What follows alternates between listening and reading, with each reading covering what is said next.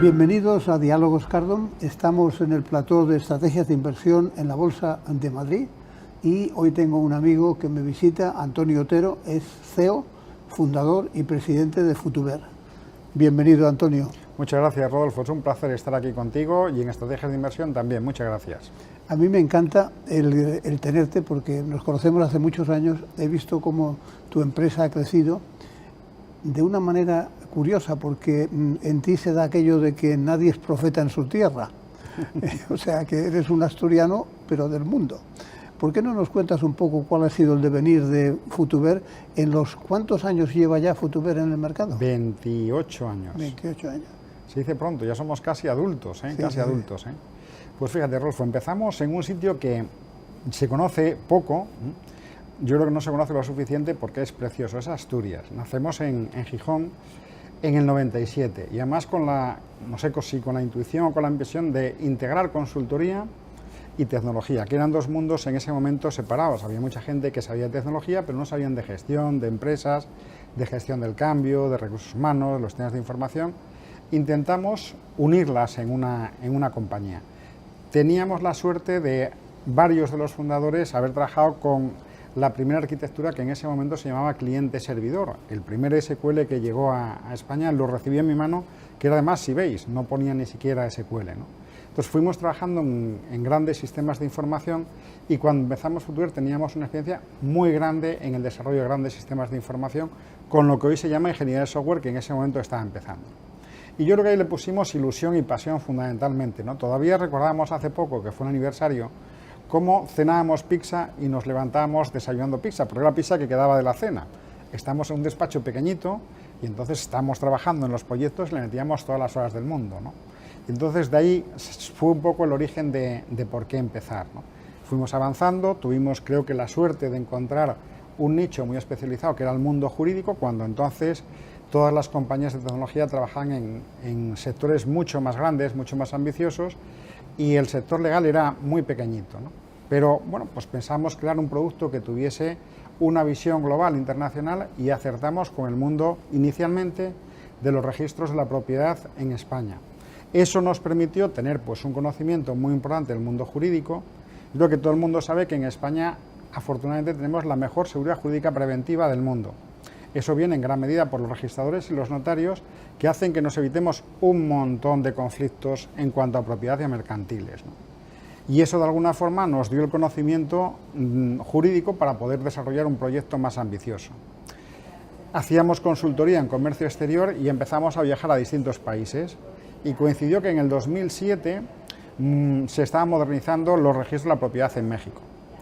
Y en ese momento nos lanzamos una aventura y creamos el primer registro 100% electrónico del mundo en el 2007 en Tamaulipas. Hoy es conocido Tamaulipas no precisamente por el tema jurídico, pero fue caso de éxito de Microsoft a nivel mundial porque cambiamos el paradigma de los registros jurídicos en México. Imagínate un registro donde todo el mundo tenía certificados digitales. Era totalmente seguro desde el principio hasta el final. Se quitó la corrupción, hubo transparencia. Y ese modelo, que de alguna forma fue el origen de lo que hoy es nuestra tecnología LegalTech, creamos un grupo de distintos expertos juristas internacionales y creamos lo que sería el modelo de registro ideal, ¿no?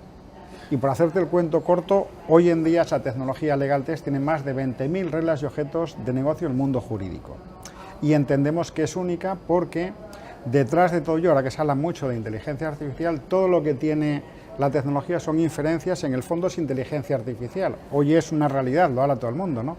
Pero nuestra tecnología LegalTech, que es nativa, tiene inteligencia artificial desde el principio hasta el final en todos los procesos. Una cosa que has llamado, lo has dicho muy pasando por encima, plataforma de Microsoft. ¿Cómo es posible que no seáis sois un partner Gold de Microsoft desde hace muchos años, pero realmente no estáis presentes en los eventos de Microsoft? Yo creo que debíais de estar presentes en esos eventos que hace Microsoft en todo el mundo, sobre todo en los de habla hispana, porque claro, ahí tenéis una demostración de algo que yo creo que hay muy pocos proyectos basados en infraestructura de Microsoft que tengan vuestro conocimiento, claro, y que se hayan desarrollado como el de Ciudad de México, ¿no? Claro, es cierto lo que dices, y es un buen apunte, Rodolfo. Tenemos una ventaja y un inconveniente. la ventaja que tenemos es que tenemos un equipo de gente técnicamente muy potente y muy poderosa, pero no tenemos esa visión comercial necesaria. Fíjate que Microsoft nos ha dado 2 proyectos caso de éxito mundial de Microsoft, en 2 proyectos que hicimos, ¿no?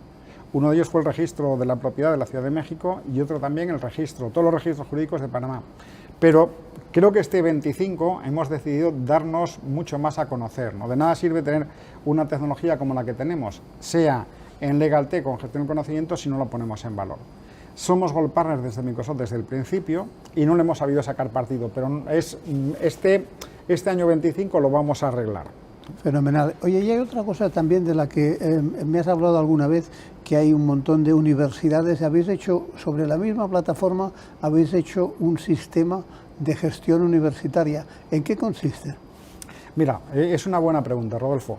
La tecnología que tenemos es LegalTech nativa, es decir, está de alguna forma el Código Civil, mercantil, penal, procesal y administrativo dentro de la tecnología que tenemos. La seguridad jurídica preventiva lo que te dice es prepararte para no tener muchos conflictos. Yo siempre digo que el mundo jurídico es para los negocios conflictivos, cuando tenemos un problema. Cuando no hay un problema no hace falta el derecho. Tenemos un 10% de negocios jurídicos conflictivos porque hay contratos y hay una seguridad jurídica preventiva, si no aumentaría mucho más. Esto trasladado al mundo de la tecnología, ¿qué quiere decirse? Que el 80% de los trámites electrónicos son comunes. Es decir, lo mismo que en un registro hay una entrada, en una universidad hay una entrada. ¿Qué pasa? Que el dato es la inmatriculación, el inmueble, en el caso de la universidad es el estudiante, pero si hay un tracto sucesivo, como sucede en el mundo jurídico, sucede en la educación. Es decir, hay una asistencia a clase, hay una nota, hay una rectificación de una nota, hay una evaluación, hay unos créditos por esa asignatura y hay un título. Todo eso, que es una trazabilidad, es un tracto sucesivo, que además tiene un montón de implicaciones porque hay responsabilidad por parte del profesor, porque hace una calificación, no es una calificación registral, pero es una calificación desde el punto de vista académico, los principios son los mismos. Entonces, hemos dotado con esa tecnología LegalTech una plataforma única que lleva un expediente electrónico desde el principio hasta el final para cualquier tipo de universidad.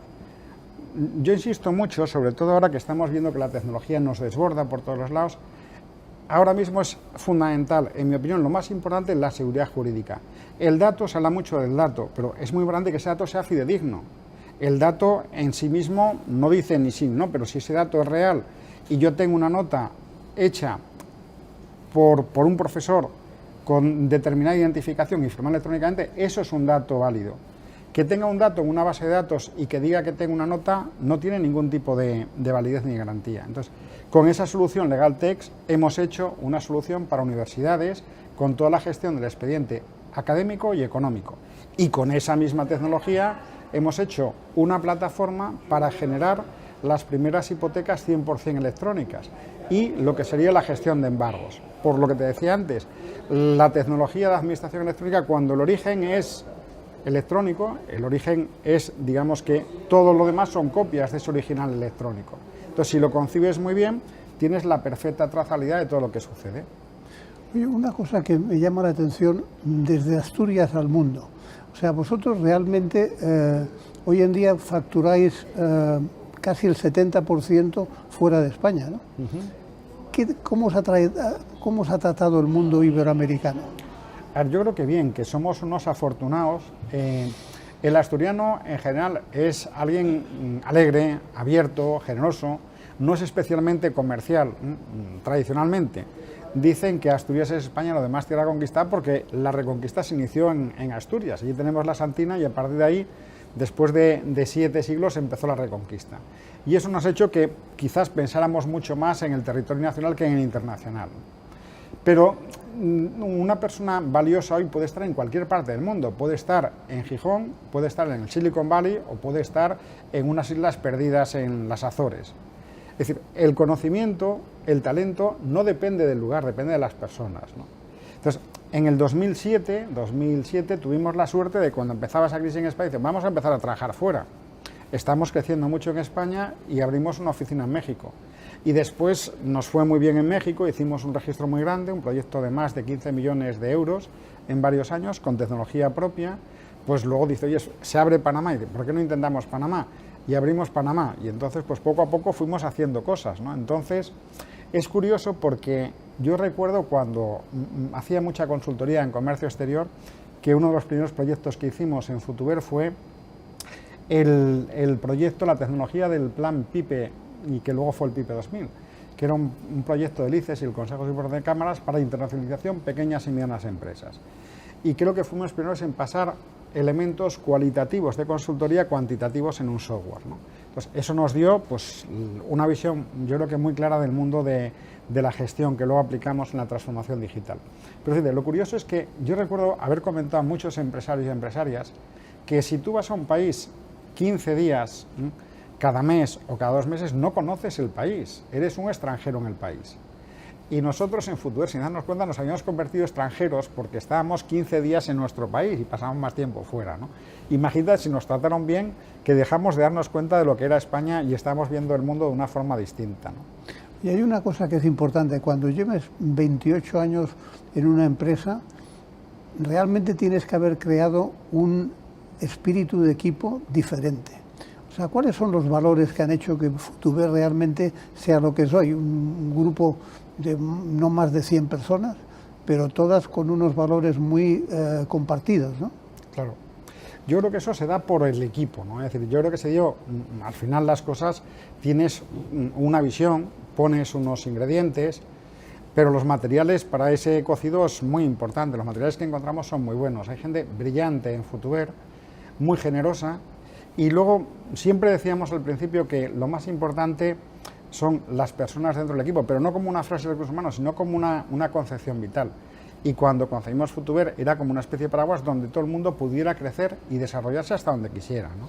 Entonces hay un elemento muy humano dentro de las acciones. Y fíjate, tenemos gente que lleva desde el principio con nosotros, la rotación que tenemos es muy pequeña. Y a todo el mundo le llaman con mucha frecuencia, es decir, ahora mismo a todo el mundo le hacen ofertas, y seguramente mejores que la nuestra. Pero hay un elemento que la gente valora mucho, que no son un número, saben que dentro de la casa tienen una proyección. Nos hemos intentado mantener y estamos, creo que a la actualidad tecnológica hay mucho tiempo para estudiar, hay mucha reflexión, la gente se aprecia. Es decir, yo creo que ahora que estamos viviendo un mundo totalmente tecnológico, el elemento humano es mucho más importante. Antes quizás podía pasar más o menos el elemento humano, hoy es fundamental. O sea, ¿tú crees que la introducción de la inteligencia artificial nos obliga a ser más humanos, ¿no? Nos obliga y debemos de ser más, nos lo facilita. Es decir, voy a decir algo que a lo mejor suena raro, ¿no? Es decir, la inteligencia artificial nos humaniza mucho más de lo que pensamos. Hay que hacerlo, lógicamente, con sentido, como todo, ¿no? Es decir, Aristóteles decía que la virtud está en el justo medio, ni un lado ni otro, ¿no? Y los psicólogos dicen que alguien está mal cuando está en un extremo, ¿no? Es decir, las patologías no es ser muy negativo o ser muy positivo, es bueno, no. Las patologías son los extremos, ¿no? Entonces, la IA, sin ninguna duda, es no una revolución, es mucho más, es un cambio de era. Y además hay que aplicarla a todo, ¿no? Es decir, dentro de Futuver la tenemos metidas en todas las tecnologías. En LegalTest está impregnada de IA, la parte de gestión del conocimiento está impregnada de IA, en la parte de transformación digital estamos haciendo un programa para mujeres directivas, muy bonito además, que están de 3 países, 4 países, y entonces es un programa de 22 horas, con sesiones desde liderazgo, trabajo en equipo, ciberseguridad, inteligencia artificial pura, clientes, gestión de conflictos, emociones, y todas las materias están trabajadas con inteligencia artificial. Y es un mundo, ¿no? Es decir, es un mundo. Los directivos y los CEOs hoy en día tenemos un tema apasionante por delante. Ya no es un tema de información, es un tema de conocimiento. Es decir, ahora mismo el problema es sacar tiempo para la cantidad de cosas que puedes hacer, ¿no? Yo venía ahora en el taxi y bueno, me gusta hablar, siempre pregunto, oye, ¿y cómo va? Y te dan una vez especial en todos los países, ¿no? Y entonces, bueno, pues le habló al Maps y le dijo, llévame a tal sitio, ¿no? Y le digo, ¿estás usando algo de inteligencia artificial? No. Entonces, bueno, le saco un ChatGPT, lo pongo en voz, le pongo un ejemplo, ¿no? Entonces, el tipo queda sorprendido. Le dije, mira, hoy, cuando me bajé del avión, quité el modo avión. Veo un correo que me parecía interesante de la oficina. Lo copio, se lo paso a una de las IAs con la que trabajo. Me lo resume. Me dice, ¿te preparo una respuesta? Digo, sí, una respuesta. Estaba sentado en el avión. Y entonces, de la que voy paseando, miro la respuesta y digo, está bien. Y dice, oye, ¿quieres que te haga una propuesta? Y digo, sí, plus. Propuesta lista. Es decir, eso me hubiera llevado en condiciones normales, no sé, 1 hora hecho. Como mínimo. Como mínimo, 1 hora, pero solamente dedicado a eso, ¿no? Es decir, y estamos ahora mismo en un momento donde eso va a cambiar y va a ser, ahora mándale el correo a fulanito o a menganito, ¿no? Entonces, estamos viviendo un mundo apasionante, es decir, ya no es de tecnología. Por eso la parte humana es mucho más importante que antes, ¿no? Hablando de la parte humana, ¿cómo narices sacas tiempo para escribir una novela? Pues mira, justamente fue por la IA, es decir, si no fuera por la IA no lo sacaría. Yo me dedico a la tecnología desde hace 35 años, ¿no? Es que empecé con 5 o 6 años, ¿eh? No, para que no se haga... Bueno, entonces, nos conocimos hace mucho. Sí, que... Entonces, pero fíjate, es el momento, bueno, y desde el principio trabajé en tecnología, yo siempre digo que trabajo en tecnología porque de algo hay que comer, digo, claro. Si no me dedicaría a cocinar, que me gusta mucho más, ¿no? Y fíjate, mi ilusión era tener un año sabático para poder estudiar psicología, sociología, filosofía. Eran los elementos, pues me gustaría estudiarlos y combinarlos, ¿no? Entonces, cuando vino la IA, me di cuenta que tenía la oportunidad de estudiar y aprender mucho más rápido, ¿no? Y entonces, a la hora de investigar, a la hora de hacer cosas, pues, un día, cuando empecé a trabajar con ella desde hace 1 año y pico, pues me daba cuenta que podía hacer cosas. Y se me ocurrió el hacer una novela de transformación digital diferente, donde hubiese un componente de psicología, hubiese algo de filosofía y luego, sobre todo, una transformación digital. Porque fíjate, yo imagino que a la gente que pasamos de los 50 nos damos cuenta que muchas cosas se repiten. Entonces, cuando hablamos de gestión del cambio, a mí me venía a la cabeza Heráclito de Éfeso, hace muchos miles de años, el primero, que dice, y es que todo cambia, todo fluye, y entonces te viene Darwin a la cabeza, y entonces dice que no son los más inteligentes, sino los que mejor se adaptan. Entonces, muchos de los elementos que estamos viendo de transformación digital, en el libro lo narro con una pequeña historia, puedo contar brevemente de qué es, ¿no? Este es un empresario de Gijón, porque mi intención además es que se conozca Gijón en el mundo. Hoy en día es muy fácil traducir un libro a todos los idiomas, es muy fácil. Entonces quiero que se vea Gijón, porque en Gijón hay cosas muy interesantes y en Asturias hay cosas mucho más interesantes. Y desde luego la gastronomía es una de ellas. Y encima la gastronomía. Y yo digo que además que se vea la tecnología.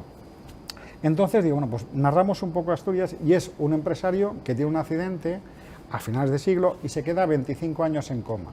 Y cuando se despierta ve un mundo totalmente cambiante, una tecnología que nada tiene que ver en 25 años, tiene además efectos que le influyen en su vida personal, con su esposa, con sus hijos, y se ve esa adaptación que tiene que hacer un hombre que era joven cuando tiene un accidente, queda en coma y luego se despierta. Entonces, durante ese coma, tiene sueños con distintos filósofos, con distintos personajes, incluso de gestión, que luego los va a utilizar en su día a día, ¿no? Entonces, él empieza estando sano, dando una conferencia en Bruselas sobre Asturias y termina el libro dando una conferencia en Silicon Valley contando la historia de la readaptación y por qué es importante esos principios humanos mucho más en la transformación digital. Porque hoy la IA es más lista que la mayor parte de nosotros, escribe mucho mejor, escribe mucho más rápido. En breve, bueno, yo creo que ya hoy en día nos gana desde el punto de vista legal, nos gana desde el punto de vista médico. En programación es una locura lo que hay detrás. Siempre tiene que haber una persona con muchos conocimientos que la verifique, que la rectifique. Fíjate, por eso lo humano ahora es mucho más importante. Antes a lo mejor alguien no hacía falta que fuera muy bueno. Ahora es fundamental que sea muy bueno. Ahora el conocimiento y la capacidad de una persona para evaluar y darle el visto bueno o no dárselo a una IA es mucho más importante que antes. Yo sí creo que ahora vendrá un momento donde no solamente el talento, sino el conocimiento, el esfuerzo y la actitud de las personas va a tener muchísimo más valor que antes, ¿no? Cuanta más tecnología, cuanta más IA, más importante es la persona, de forma individual y como mecanismo de aprendizaje. Hay una cosa que me gustaría que explicaras, porque eso me lo han preguntado muchas veces. Cuando hablas de trazabilidad, etcétera, todo el mundo dice blockchain. Y nosotros hemos hablado de ese tema alguna vez y me habéis demostrado que realmente blockchain es para lo que es, pero no sirve para otras cosas. Claro. ¿Cuál es la situación? ¿Por qué vosotros realmente, después de estudiarlo en profundidad, que me consta que lo habéis hecho, habéis desechado porque el blockchain no aporta nada en lo que hacéis? A ver, el blockchain es una moda, o fue una moda, ya no está tan de moda como antes. No, ahora está la inteligencia artificial. Entonces, claro. Pero fíjate, y la inteligencia artificial habla todavía de blockchain, salvo que la vayas educando y se da cuenta de que un certificado electrónico es mucho más potente que un blockchain. A ver, elementos. Blockchain es que un dato teóricamente es inmutable si el 51% de los ordenadores dicen que ese dato es. Lo primero, no hay un tercero de confianza, es la tecnología per se, vale, ese dato está ahí. Pero lo importante no es que el dato esté ahí, es que si ese dato es correcto o no. Es decir, lo importante no es que yo tenga un título universitario en una cadena blockchain y me diga que yo tengo una licenciatura, una ingeniería en lo que sea, no. Lo importante es que yo haya cursado la licenciatura, haya asistido a clase, haya tenido exámenes aprobados. Eso es la trazabilidad de todo el proceso, ¿vale? La tecnología blockchain nace para un tema de monedas, que está muy bien, pero que es muy simple. Es muy simple, es un activo y un pasivo, básicamente es un histórico de personas que tenían un dato. El mundo jurídico es muchísimo más amplio, mucho mayor. Entonces, yo no estoy en contra de blockchain, lo que pasa que es para lo que es. Tú puedes tener toda una trazabilidad de un documento, imagínate, en las plataformas que tenemos de universidad o de registros. Yo puedo tener un expediente totalmente electrónico, firmado electrónicamente, y Rodolfo es un ingeniero, ¿vale? Y le firmo el título electrónicamente porque hay la trazabilidad de todo lo sucedido. Y luego, si quieres, lo puedo poner en una cadena blockchain, ¿vale? De acuerdo. Pero lo importante es la consecuencia, no el fin en sí mismo. No sé si he conseguido explicármelo más o menos. No, sí, yo creo que esa es la razón por la cual yo he llegado también a la conclusión de que blockchain sirve para lo que sirve, pero para lo demás es demasiado pesado, claro, y no funciona bien. Claro. Fíjate, yo creo que hay dos o tres elementos que hemos visto en muchas modas. Yo recuerdo la moda de la calidad, donde todo el mundo era calidad, sí. Luego recuerdo un montón de modas, ¿vale? Creo que la IA no es una moda, es una realidad que nos impera. Precisamente por eso creo que hay dos o tres cosas súper importantes. La primera es la seguridad jurídica. Es decir, cuando perdemos la parte contextual, aquí nos estamos viendo en estrategias de inversión, ¿no? Nos vemos las caras, Rodolfo, Antonio, nos conocemos, nos identificamos. Si fuera virtual, con 10 segundos de grabación de tu voz o la mía, podría ser un tema totalmente fingido, ¿eh? Y podríamos decir cosas que ni pensamos, que ni sabemos. El mundo real, estamos hechos para que haya una parte contextual. Si es digital, tiene que tener seguridad jurídica, si no estamos perdidos. Entonces, para eso es muy importante que todos los sistemas tengan, por un lado, tengan toda esa trazabilidad firmada electrónicamente con sellado de tiempo, que no se puedan inyectar documentos. Esa es la tecnología que tenemos Legaltech. Y luego hago un segundo elemento. Es decir, la IA te puede hacer procesos, pero mucho más rápido y mucho mejor que los propios, digamos que, individuos de una organización. Mucho mejor. ¿Pero qué pasa? Y los va a descubrir. Cuando dejas todo eso en manos de una máquina, de una IA, es ella la que decide. Y tiene que haber siempre el elemento humano que diga, ok, yo esto lo sé y lo hago. Esa es la diferencia que hay, salvo la distancia, blockchain, con inteligencia artificial y con los BPM. Cuando tú utilizas un BPM, estás dejándole a la máquina que decide y que tome una decisión. En mi opinión no es lo adecuado es que sea la persona la que diga, ahora este proceso. ¿Por qué? Porque la parte contextual es muy importante, no es modernizar por modernizar, es modernizar con sentido, es con un fin en sí mismo. Coder ya decía en su último libro que la tecnología está al servicio de las personas, y era un tema de marketing, y está hablando de tecnología, y desde el 2.0, que hablaba del marketing digital, llegó a esa conclusión ya hace años, ¿no? Es decir, vamos a un ritmo vertiginoso, por eso, en mi opinión, es muy importante esa seguridad jurídica que no se está teniendo el foco que realmente requiere. Oye, una cosa, me decías antes de empezar que estáis pensando en el mundo americano, en Estados Unidos. ¿No es otra legalidad la que se maneja allí? ¿Es fácilmente adaptable o...? A ver, hay varios modelos, pero fundamentalmente está el de origen latino y luego está la jurisprudencia, que es el modelo sajón. Desde el punto de vista, si quieres, uno es un tracto sucesivo y el otro sería un tracto de documentación, que sería un modelo francés, para entendernos, o un modelo latino, o un modelo alemán. Es perfectamente fácil en la tecnología que tenemos. O sea, que no os da miedo el mercado americano, yo creo que tecnológicamente ni legalmente. Mira, Hicimos un estudio de nuestra tecnología, hicimos una valoración externa de tecnología y tiene un valor muy importante por todas esas reglas y objetos de negocio que tenemos. La tecnología que estamos utilizando es de Microsoft en origen y además estamos trabajando con el SQL de Azure, con la última tecnología de Microsoft. Por lo tanto, esa tecnología hecha en Estados Unidos costaría una auténtica barbaridad. Entonces, lo que hacemos es válido. Es más, creo que se le puede aportar un montón de información al mercado de Estados Unidos. Fíjate, el mercado de Estados Unidos es un mercado que va muy rápido, y las transacciones no tienen la seguridad jurídica que tienen las latinas. La razón es muy sencilla, porque va muy rápido, y cuando trabajaban con elementos con jurisprudencia, y además con sentencias, y además con modelos que eran digamos que documentales, eso te permite explorarlo y aprender, pero si aprendes detrás de todo eso, lo que te vienen son códigos civiles y te vienen reglas de derecho. Y creo que se le puede aportar muchísimo al modelo americano. Fíjate, en el caso que más hemos trabajado, los registros de la propiedad. En Estados Unidos no hay una concepción de propiedad como la entendemos aquí. Es decir, hay casi un acuerdo de voluntad entre las partes. Lo que se hace es se compra o se vende un seguro de título. Si tú vas a venderme una casa, pues hacemos un seguro de título que si realmente hay alguna anomalía en esa propiedad, el seguro de título paga, le da lo que ha puesto a cada uno. Entonces, eso fluye mucho más rápido. No están teniendo en cuenta la seguridad jurídica para nada. Es la inmediatez, la rapidez. Claro, pero si ahora el mundo es digital y es electrónico, va a haber muchos más fraudes de los que hay ahora mismo. Es decir, los fraudes no se dan solamente en algunos países, se dan en todos los países, y lo malo se pega. Entonces, creo que tenemos una ventaja muy importante en Estados Unidos porque lo que haríamos sería garantizar esa seguridad jurídica. Y fíjate, la seguridad jurídica es para la gente más vulnerable, más necesitada. Yo siempre digo que a Elon Musk no le van a quitar una casa, no se van a atrever a quitársela, además si la quitan tampoco le va a importar mucho, ¿no?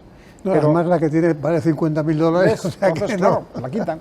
El problema está que se la quitan a una persona que hizo todos los ahorros de su vida, o alguien que tiene un contrato que lo negoció y que lo engañaron. Por eso creo que la parte jurídica tiene un elemento nuclear muy importante, ¿no? Entonces, esa unión, de hecho, el derecho nace en sí mismo para regular la paz social y para hacer justicia, y en el fondo para que la gente buena se pueda defender de los malos, entre comillas, ¿no? Por eso decimos que en Futura hacemos seguridad o tramitación electrónica o transformación digital con seguridad jurídica. Y ese elemento que apuntabas a las personas también creo que es un sello de identidad de la casa, ¿no? Pues mira, para terminar ya, Antonio, ¿por qué no nos dices qué perfiles de talento andáis buscando? Pues mira, yo creo que cualquier persona que tenga hoy una buena actitud puede servir para trabajar con nosotros, que además tenga ambición.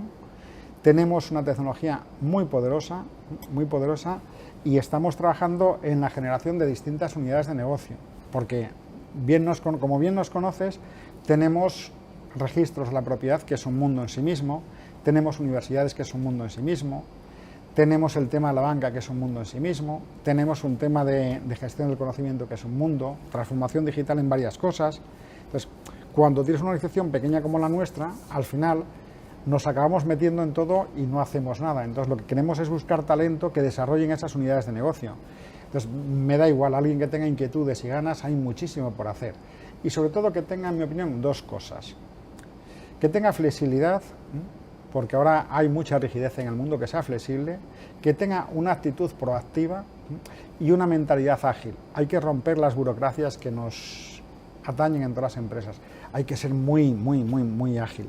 Y eso implica comunicación abierta, implica tener en cuenta a las personas, y ese es el tipo de talento que buscamos. Bueno, Antonio, muchas gracias por haber venido. A mí el que a través de una novela expliques la digitalización de una empresa me parece fascinante. Muchas gracias. Muchas gracias a ti. Muchas gracias y encantado.